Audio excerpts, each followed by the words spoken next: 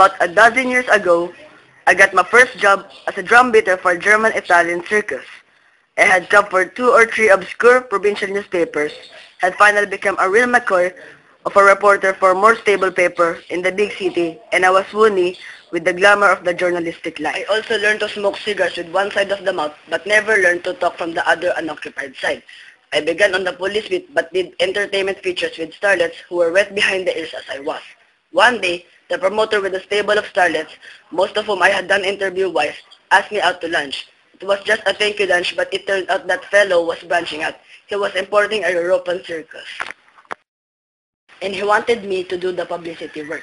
But he did give it to me, though I only know nothing of pro work. The sideline looked dull at first, but I must have done a good job because most of the papers I set the items to publish them. The promoter wasn't satisfied. He wanted more specific write-ups, especially on the stars of the show. So I did this write-up that I entitled The Green is Painted On. I and the clown became names in people's mouths. It was my small taste of fame. Then the circus arrived and I met the clown in person. It needed only a few minutes with him to see he wasn't the moody type or prima donna. He was a great clown. As I found out at the rehearsal, Giorgio was his name. I asked Giorgio if he had read what I had written about him. He said he never read his notices. He didn't say that to hurt me. He was just telling the truth. Giorgio was a hit and so was the circus.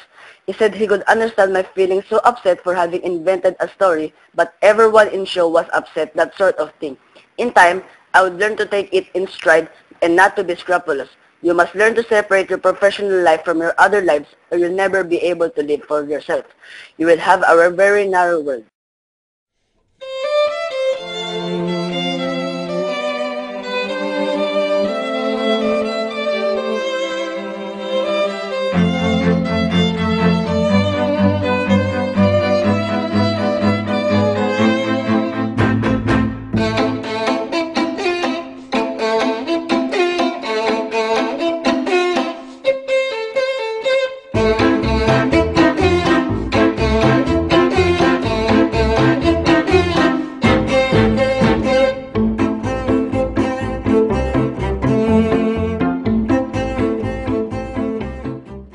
So the very next day, I left for Batanes a week later and was there.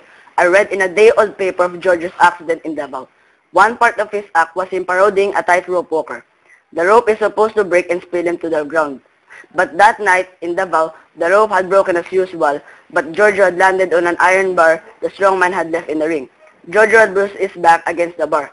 He stood up right away and gone on with the act, but was absent the next day.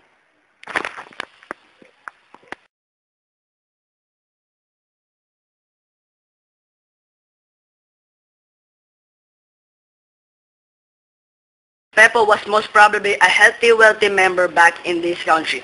But when the clowns came in, one of them seemed familiar.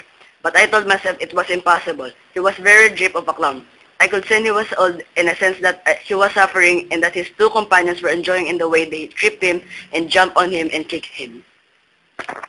I introduced myself. It was Giorgio. Giorgio grown very old. He told the accident in Davao. Then when I opened the door, a news photographer I knew was standing outside. A blockish way, but Giorgio heard us and was asking who it was. Giorgio said to let him in. The photographer stepped in and I said goodbye. Smile, I heard the photographer say as I walked out. I glanced back, the clown was laughing.